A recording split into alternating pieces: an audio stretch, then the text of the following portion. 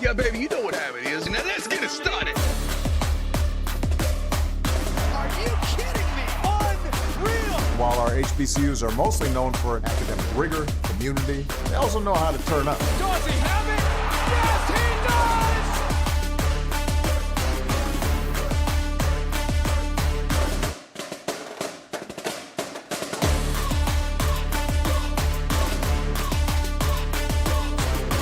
And that might be the knockout punch.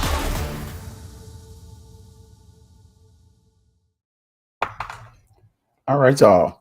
Greetings and salutations. Another episode of Fangs up here, and it's not game day, but we got a couple days. So today's Thursday. Game's on Saturday, and we got Alabama A&M coming to play the good guys from Florida A&M University. So I don't know what to say about it right now. Good amount going on though. On the highest of Seven Hills, we have our associate AD. He is leaving us. Good dude though. Not gonna lie, I have no complaints. We also have the golf coach. Return of the Mac. That's as much singing as y'all getting out of me. Y'all know I two-stepping shoe wop, but I don't croon. Then FAMU women's basketball. Got a little bit of news for you on that. Nothing major. Just something that if you were paying attention, you may have seen it. I just happened to be scouring the FAMU website, the athletics website, and I was like, that came up. Then we also have tennis. Volleyball's been holding it down, and of course, football. Like FAMU football is really doing the darn thing. So let us get that ready. Be careful not to close that tab because that would have been frustratingly aggravating. But that being stated, big shout out to our title sponsor, Cable Busters. $35. You can get your television, streaming, y'all know all that good stuff. $35. Get it up to 3 devices for that low price, $35. Live sports, local TV, Cable Busters TV. Thank y'all very much. So if you haven't seen the news, our associate athletic director put a little tweet online with the lights getting turned out, letting you know that AD Keith is leaving. And this has caused me personally to speculate that within the next couple of weeks, October, we will have an athletic director, which is kind of what we were hinting at and what we were told. But AD Keith, very nice guy, associate AD Keith. I always just say AD Keith, but Keith Clooney, a really nice guy. I had the opportunity to meet with him quite a few times over, even speak with him and ask him some things from time to time. And he'd let you know what he could let you know. And when he couldn't, he couldn't. But very fair guy, very nice guy. The orange and green game was honestly my first time really being on campus to cover a game event. And it was, hey, you need anything? Like just really hospitable and made sure I got taken care of. Hey, did you get the content you needed? Like, yeah, I'm good. Like I was overserved. And so I have no complaints with that gentleman. Nothing but good things to say about him, at least from my experience. I can't speak for you and yours, but I can speak for me and mine. And for me, cool dude, really helpful and really awesome. Sorry about the shaking of the desk here. I do realize it shakes the camera as well.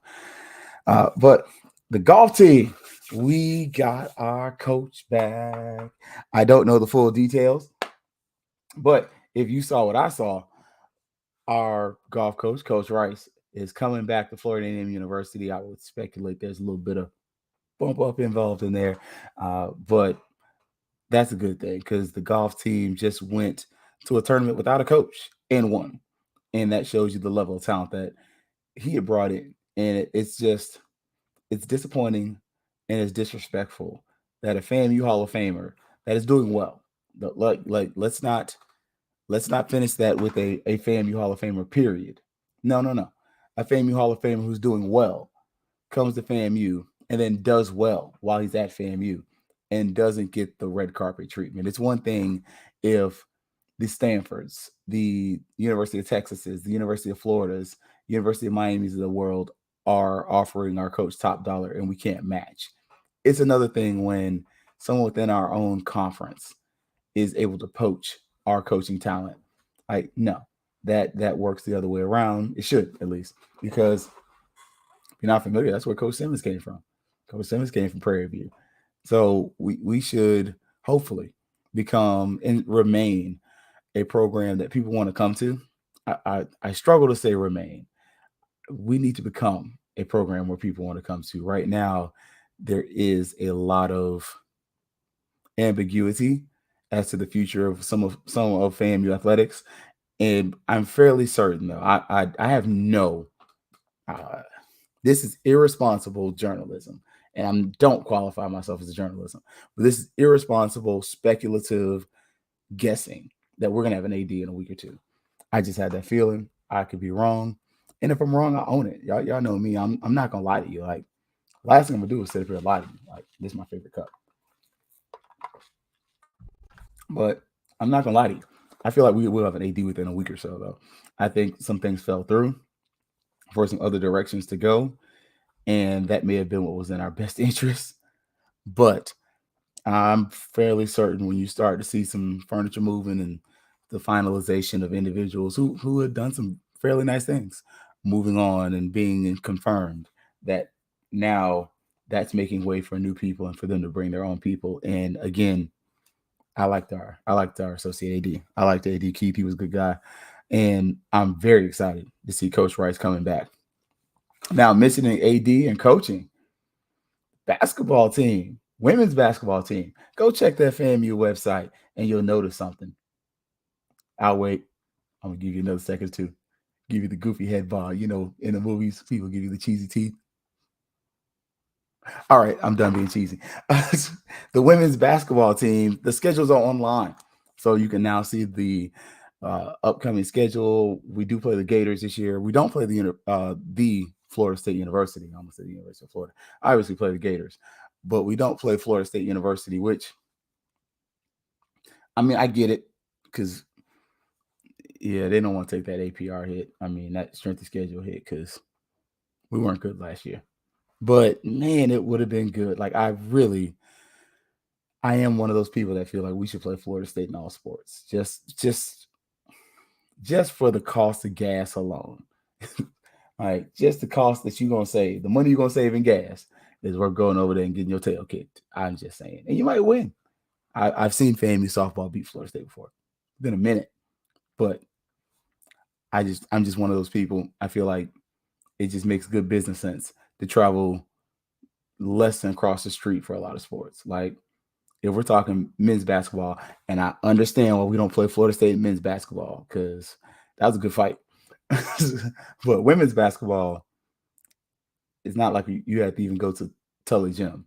It's at the freaking Civic Center. I was trying not to say it's the Donald L. Tucker Center, but I'm so Tallahassee. Sometimes it's still the Leon County Civic Center.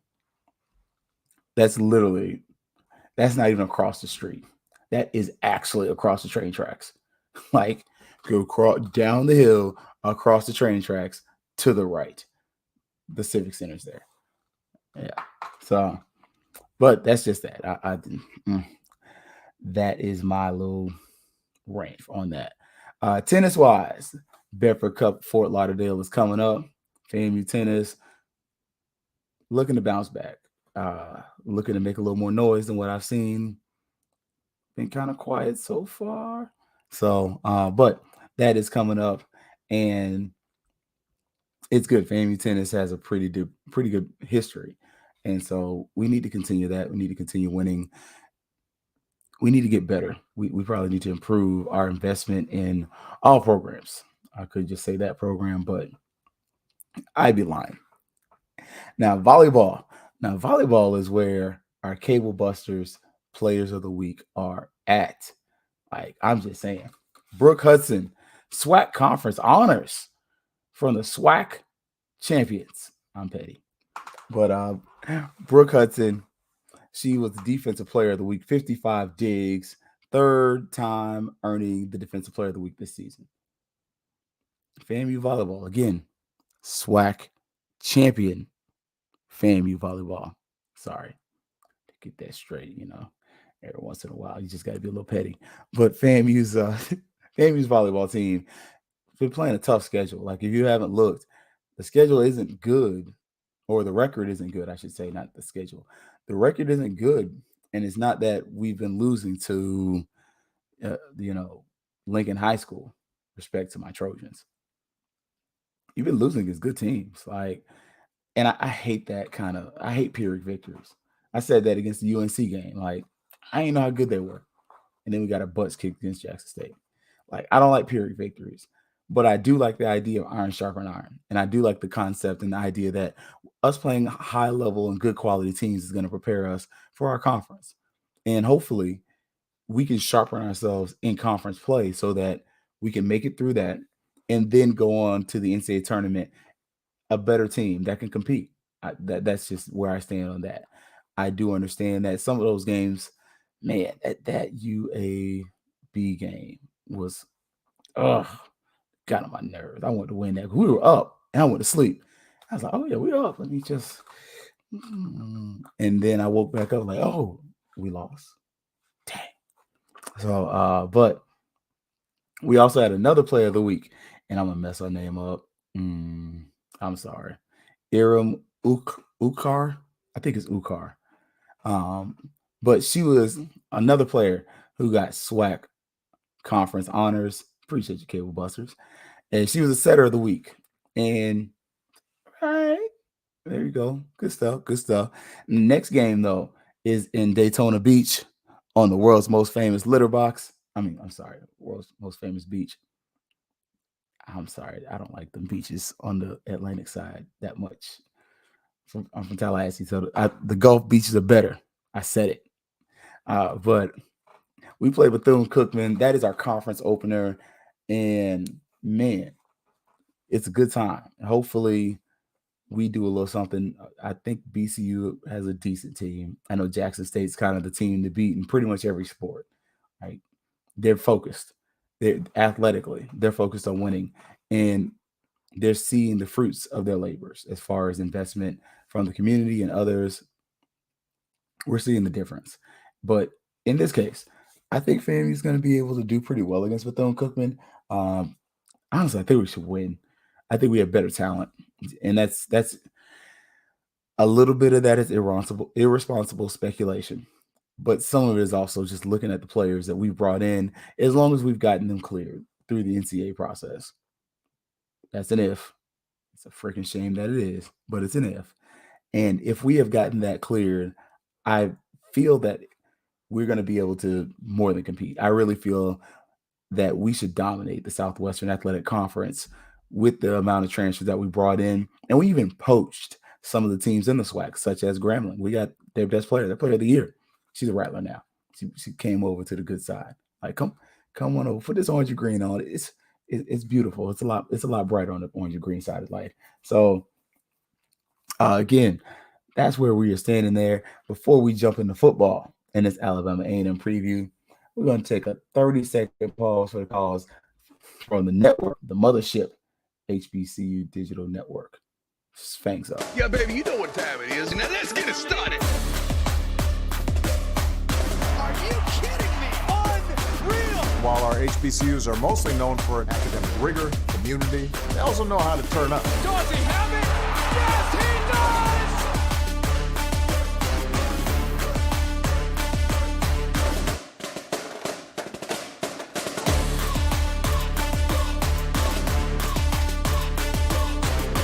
And that might be the knockout punch.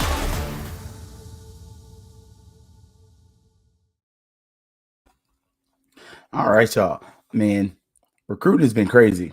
It has been very interesting. I purposely got the phone up so I can kind of scroll down a little bit because I'm behind. I ain't gonna lie. I'll get these little offer notifications out, or not little, because they're important. And the one I dropped this morning was Naheem Burrow. He is from the Bowl School. If you're not familiar, and if you're not from Florida, you may not understand the Bowl School. They're kind of a big deal. They routinely produce high level talent, and the students tend to be able to qualify for school. Like, they normally don't produce a bunch of dummies.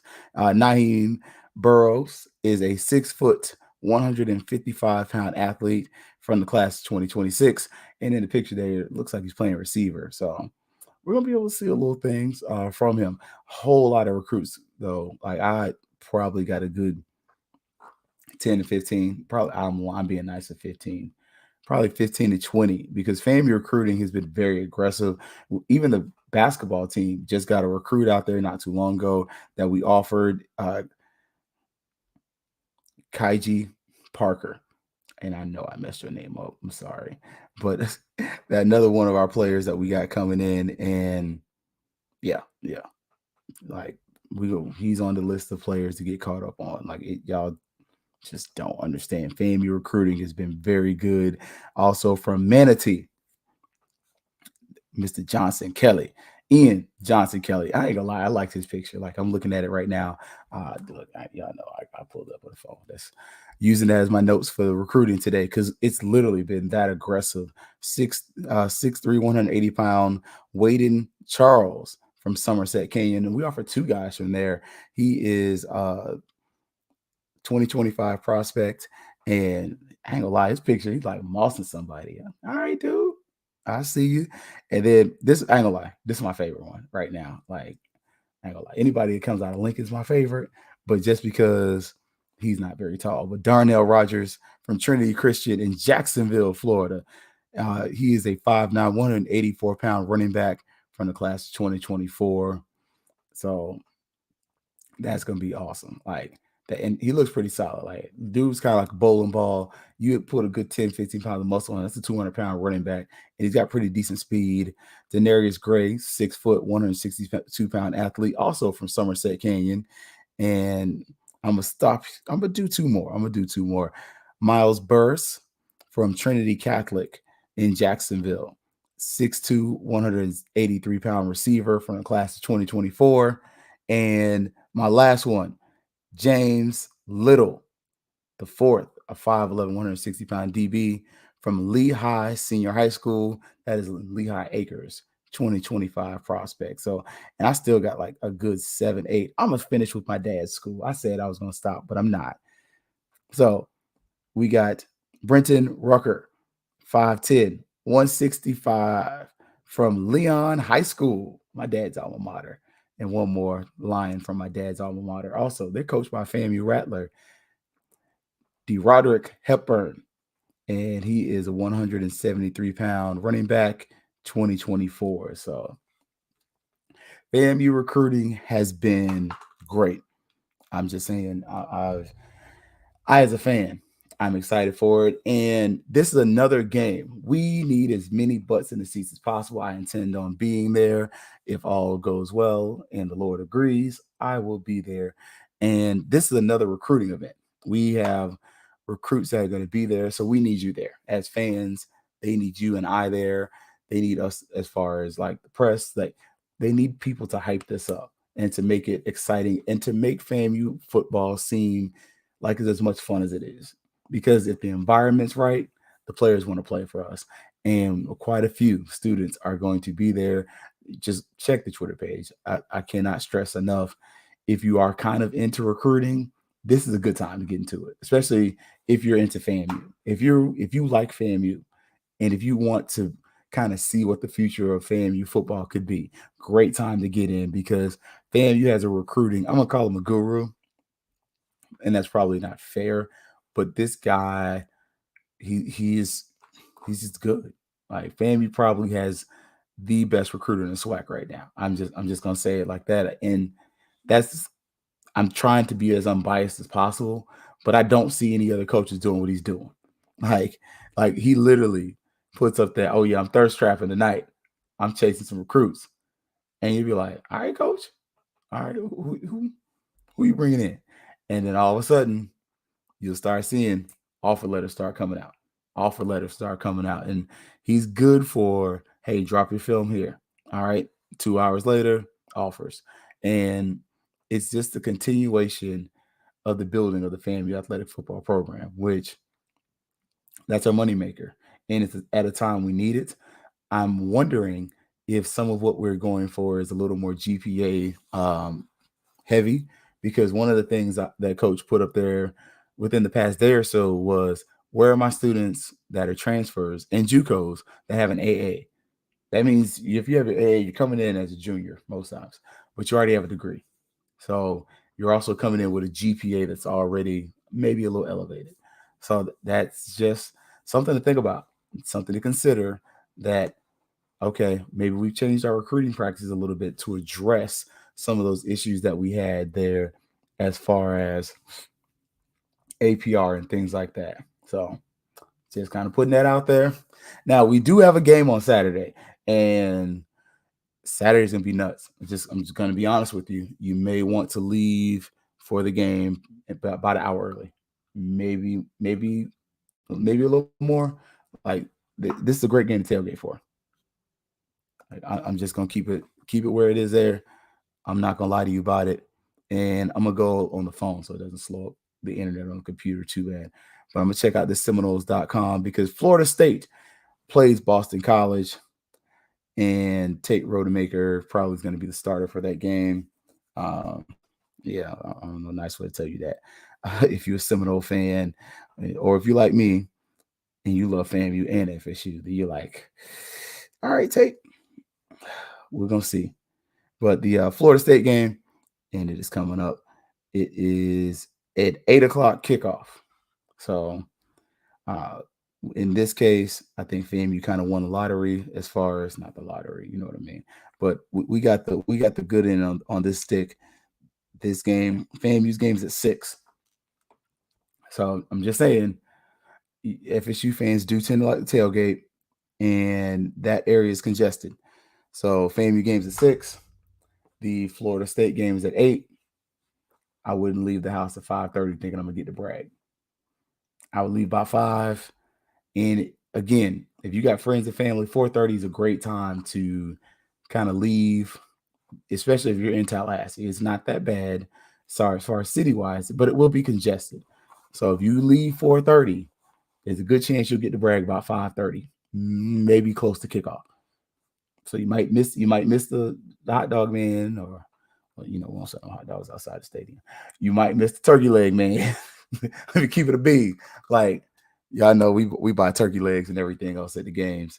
But yeah, like it's gonna be interesting. I gotta check this out. One of the students sent me something. But yeah, it's gonna be interesting. Just because as a day, it's gonna be it's a lot in an area. If you're gonna be in College Town after the game, after the FAMU game especially, it's gonna be packed. It's gonna be congested. Getting out of there may be kind of tough. So you may want to kind of, if possible, see if you can not go towards Doak, because I do know they close off part of the stadium surrounding Doak Campbell Stadium. So I believe is that Tennessee Street, Pensacola Street. I haven't been home in so long. I'd probably have to pull it up on Google. I don't feel like it. But they do close off one of the main routes that circles the stadium, because if people actually park on the road normally. So just kind of be mindful of that. After the game, it's going to be packed. The city's going to be packed. If you ain't got a hotel, I hope you got a cousin, friend, somebody to stay with, because the hotel price is going to be what it is. And I believe it's Parents Weekend. So even on Friday, it's going to be pretty packed. And it's been a long weekend in Tallahassee. Like last night, Earth, Wind, and Fire tore it up. I was mad. I was like, man, I couldn't go. I gotta go to work. Can't go home for this. But Earth, Wind, and Fire sold out Cascade Park. And then tonight, I'm not sure what's all going on tonight. Again, it's more Florida State related because it's Parents Weekend. But then tomorrow is going to be Downtown Get Down. And I think we also have Friday Night Strikes. So if you're not familiar with how Tallahassee works, come on, just come here real quick before we go into the game. What to do in Tallahassee on a Friday? If FAMU and FSU are playing, I'm gonna be honest with you, go to the Downtown Get Down. It's different. It's a really cool atmosphere. It's normally downtown Clayman Plaza. Parking there is interesting, but it's a really great atmosphere. Most of downtown is pretty much shut down. And if you want to do both, go to the Downtown Get Down, and then you park at the bottom floor of Clayman Plaza. You make a left turn out of Clayman Plaza and go to FAMU. catch the Friday night strike stuff, and then go around on Blairstone to wherever you're trying to go. You will avoid a lot of that traffic. Now I'm just giving y'all my secrets, my tips.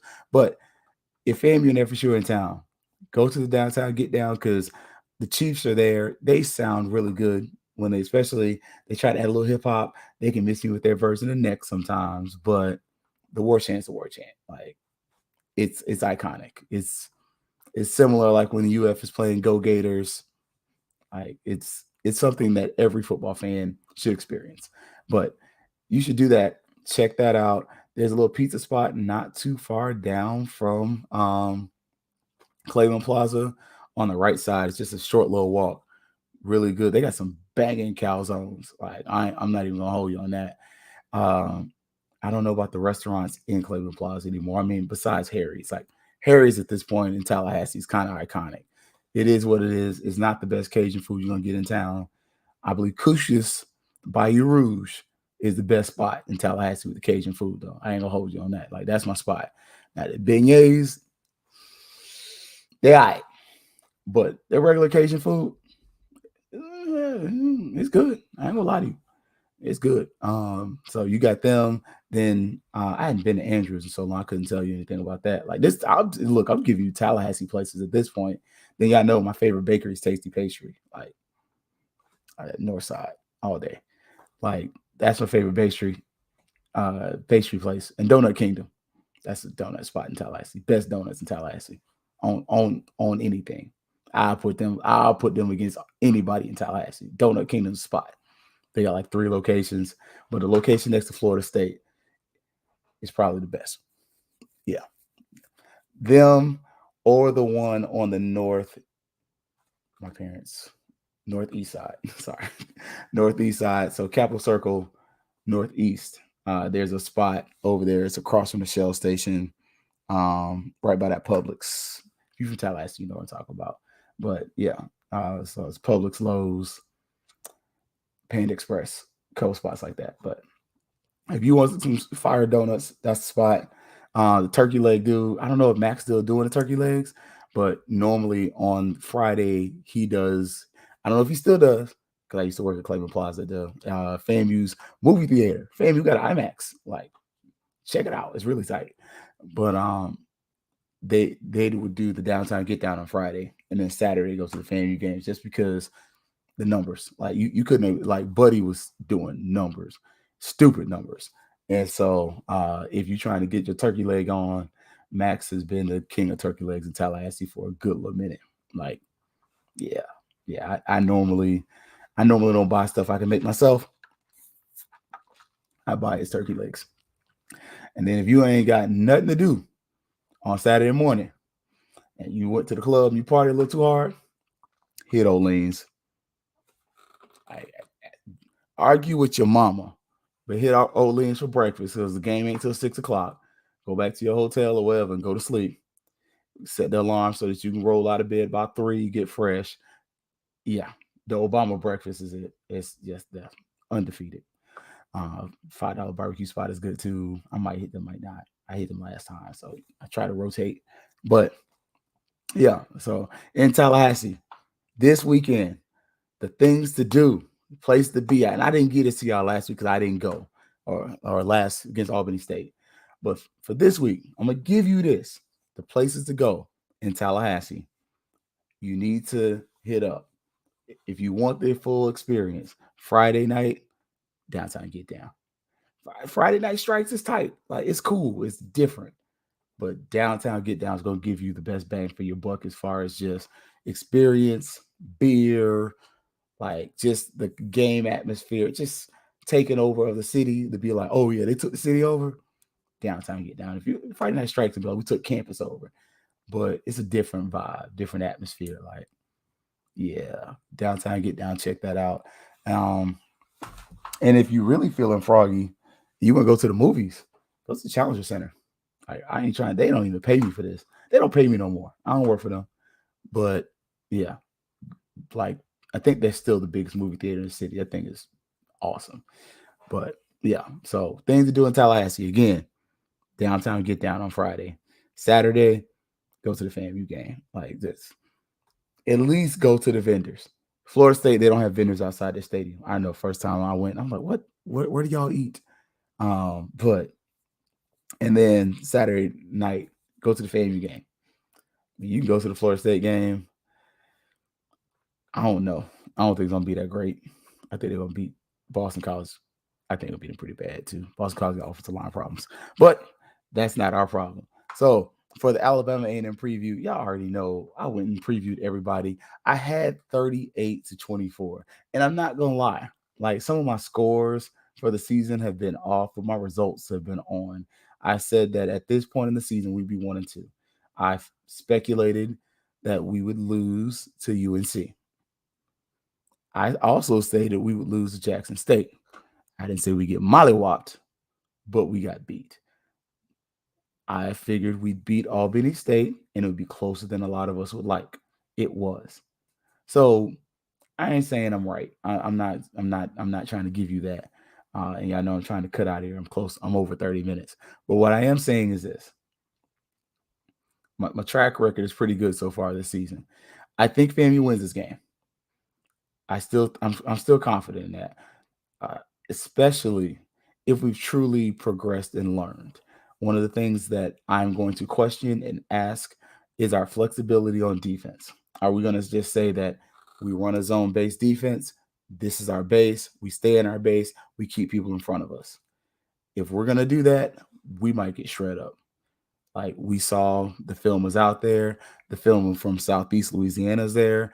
The film from Jackson State is there. We have film multiple times. Hell, look at some of the film from BCU from the Florida Classic. Our defense can get exposed. I'm just saying.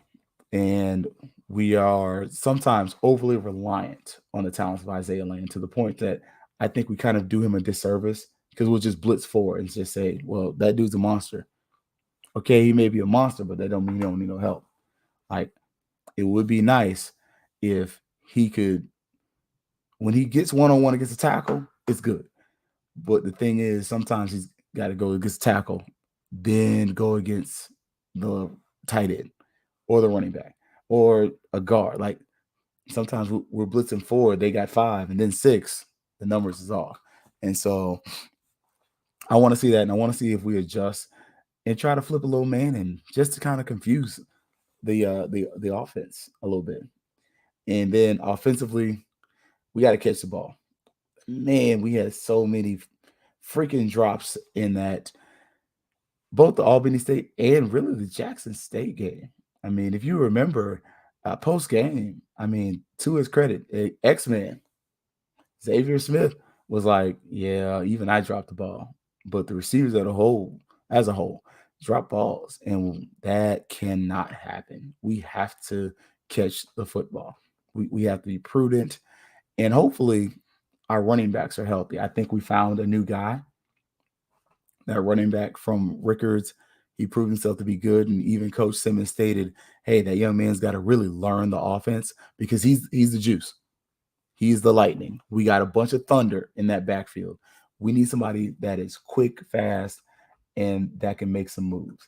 And me personally, I see that as well. I feel that.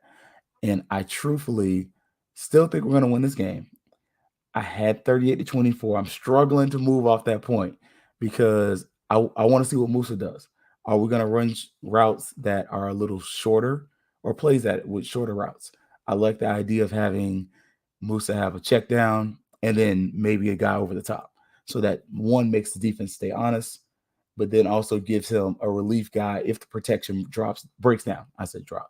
But if the protection breaks down, he can drop the ball either to one of the running backs in the flats, one of our tight ends, which FAMU has really 3 really good tight ends, 2 amazing, but 3 good tight ends.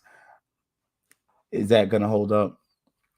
Also, within the running game, if we get near the goal line, are we going to get in the freaking shotgun or are we going to get under center? Because I saw one of the coaches post on Twitter, and gosh, he's gonna be so mad at that. I forgot his name, Coach John from Wakulla, and he posted something I believe in my spirit. If you get in the shotgun on the goal line, you deserve to get stopped. I'm just saying. It's kind of it's not a chump move, but it's just aggravating because you get that guy right behind the center, and now the Reggie Bush push is legal. Snap the ball and just push the quarterback over. And it's not like you don't have quarterbacks that you can take Moose out and do it. Like, let's not put McKay in there and do it because that's not really his bag. Like, that's not a disrespect or a slight on McKay. But that's not his bag. You have quarterbacks that their bag is mobility. Put him in there for a play, snap under center, get him to go, put McLeod or Jennings behind, y'all push, the line push, touchdown. Like, I don't like the idea of whatever down and goal from the 1 yard line and the quarterback is 5 yards back and then you run the ball. No, that's the math don't math with me. So are we going to be prudent in there? And are we going to protect the ball? Moose has got to protect the ball. The word that nobody's trying to say is interception. And I told y'all at the beginning of the season, my man is high risk, high reward. Dude is a gunslinger. But he's got to protect the ball. Got to take what's there. Sometimes even he admitted, and coach said, got greedy. UNC got greedy. Jackson State got greedy. You got to take what's there because greedy gonna get got, and we can't afford to get got against Alabama A&M because a loss in this game and the season's over. I mean, you're just going to games to support the team, and honestly, I'm not crazy playoff trained. Like, I'm trying not to do the little eye roll thing because I do be rolling my eyes. I don't think that the resume that we've put up thus far this season is indicative of a playoff team. I don't. I feel like when you look at the UNC game, that doesn't matter. Their defense is god awful. Like, they gave up 63 points to App State. They've been walking that line of getting beat for weeks. Like, no. When it happened, I told y'all I don't like Pyrrhic victories, and I have questions about UNC. My questions are confirmed. Their defense ain't it. But that Jackson State game was I almost cussed. That was a butt whooping. That was a molly whopping. And part of it was we just kind of stayed in the same sets, and this is what we are, this is what we do, and it didn't work. That game was a poor showing. Granted, the good thing about that is that they just walked the dog with Grambling. If they hadn't walked the dog with Grambling like that, it would make us look even worse.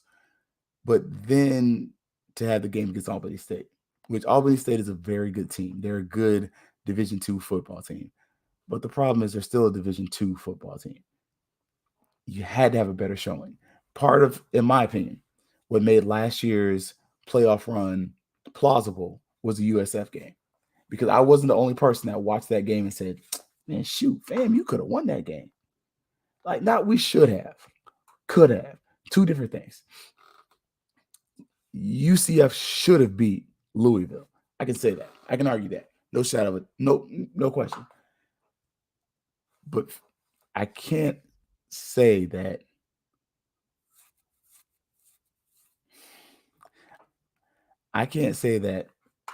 in our instance against UNC or Jackson State that FAMU should have beat them. I can say we could have. Now, when I go back and look at that Jackson State, we have a snowball's chance of Hades with what we did. But I can say we could have won that game, and I can point to this, point to that, nitpick. But I can't say that with some of the other games. And with the Albany State game, I can't say they should have beat FAMU. Can I say they could have beat FAMU? Absolutely. They could have beat us. You get a couple turnovers, this goes that way, bang, boom, bow. Yeah. But should they have beat FAMU? Heck no. But the fact that it was that close means that the distance between FAMU and the playoffs is that much farther. I don't think we are a playoff caliber football team at this point. Can we play our way into being one? Inarguable. Yes. But if the season ended tomorrow, the record we got, heck, we went out and the wins are all tight. No. I can't say it. I couldn't. That's just me. Because unless Jackson State is just going to walk the dog with a whole SWAC, okay. But last playoff run, fought hard, begged and pleaded for it, got your butt kicked. I struggle on that. But that being stated, I got FAMU winning this game. I'm going to hold to my 38-24 score. Alabama A&M is currently 0-3. I will project that they will go 0-4, but I could easily see that score being closer than that. I'm only rolling with the 38-24 because I don't feel like changing my score. I'm going to give you my real score. If you were to ask me game day, bro, you walk in the stadium, what you got? I got FAMU just because Connell Maynard's offense can go. And that's a fast track at Bragg now. Like that turf is fast. It ain't the old grass. That game could be a 38-35 game. I'm just saying. It could be a 3-point game. And I think FAMU's got the better special teams, the better kicker. Hell, FAMU's got the best kicker in the city because that guy they got at Florida State, he went wide right and wide left. What the Miami are you doing? But that being stated, I got FAMU winning the game. We have 40 minutes. I'm going to shut it down in 2 minutes. So just quick recap. Thank you, Cable Busters TV. For $35, you get live TV, live sports on 3 devices. It's a great deal, y'all. I'm just saying, like, if you are looking at cutting the cord, trying to save a little bit on your cable package, or not your cable package, but on your television package, hit them up, cablebusterstv.com. Hit them up, holler at them, support them, y'all, because they're trying to make it feasible for you to be able to enjoy stuff. And I believe HBCU Go and some of these other networks are on Roku and some of these other channels that are available through Cable Busters. But FAMU, our associate AD leaves, and we still don't have an athletic director. But my irresponsible, reckless, unsupported, unfounded opinion is we'll have an athletic director by October, which is what they said in the meeting a couple weeks ago when Larry Robinson was getting grilled. I got that feeling. I also got an irresponsible, unfounded take. Larry Robinson retires at the end of the year. I said it, and I'm putting it on wax. You can write it in concrete. I said it. So, FAMU golf. Coach Rice returns. He was going to Prairie View, then he wasn't. He's back, and that is a huge get because, man, we need that. Like, somebody's got to win something. The women's basketball schedule is out. The tennis team, they got a little something coming up. Volleyball, we got 2 conference players of the week for the SWAC champion Florida A&M University volleyball team. Sorry, I had to say it like that. But we got those 2 right there. Next game is against BCU. I'm not going to be petty. I was, because I don't want to be petty and something happen, and then I give them fuel. That's going to be in Daytona. Football, I gave y'all a bunch of names for recruits, and check out the FQ FAMU Twitter page and Fangs Up Twitter page. We about to drop some more names. I'm going to try to do like 10 more tonight that have been offered. I'm trying to catch you, coach. Like, I ain't even going to ask you to slow down at this point. Keep doing your work. But we do have that. Graphics provided by the Fangs Up podcast and HBCU Digital Network. Thank y'all for your support. And then the Alabama A&M preview. Remember, we are sharing the city with Florida State. The Florida State game is an 8 o'clock kick. The FAMU is a 6 o'clock kick. I believe the walk to the locker room, I think they gave 3:45. I could be wrong for the Rattler walk, but check social media. They are providing the time for the Rattler walk. But again, that game is going to be packed. After the game, I will say this: if you can get a reservation for food and you're not tailgating, get a reservation now, maybe yesterday. it may be very tough at 9 or 10 o'clock to find a restaurant. FAMU game starts at 6. Normal football games about 3 to 4 hours. You're talking 10, and Tallahassee. A lot of things in Tallahassee close at about 10 or 11 o'clock. It's a Saturday night, it's a game night, so some places are going to be open closer to 12 and 1. But again, I'm going to forewarn you, if you're trying to hit up Applebee's, Fridays, what's the name of the new spot they got that replaced the TGI Fridays on Capitol Circle? Dang it. The place from the Louisiana Sports Bar spot. Anyways, that's across from Outback Steakhouse. I did the eye roll thing. It's natural. All those places are going to be packed. I'm just letting you know, like, don't go up to Tallahassee at 11 o'clock pissed off because you got to wait. It's going to be a 45-minute to hour wait. COVID, short staff, and the city is going to be huge. It's Parents Weekend for Florida State. FAMU, it is a $10 ticket. They got a special. Like, we got $10 tickets for this game. So if you kind of late, you don't know if you want to go, it's like youth family type night. $10 for a ticket. Bragg Stadium, 6 o'clock. Be there. Like, I'm just giving you the heads up so that you know what's up. Going to be a great atmosphere. And I got FAMU winning that game. I had 38-24 before the season started. If you ask me now, just knowing Connell Maynard's offense is very high-powered, this could be a 38-35 game. I just would not be surprised, especially what I've seen from our defense this year, if there's a little bit of going up and down the field. So we're going to see y'all. It's going to be a good weekend. Hopefully I see you at Bragg Stadium, one of my happy places on this planet. We ran long, but it's all because we're talking about FAMU athletics. And as always, it's going to be Fangs up. Thank you to Cable Busters and HBCU Digital Network. Yeah, baby, you know what time it is. Now let's get it started. Are you kidding me? Unreal! While our HBCUs are mostly known for academic rigor, community, they also know how to turn up. Dorsey, how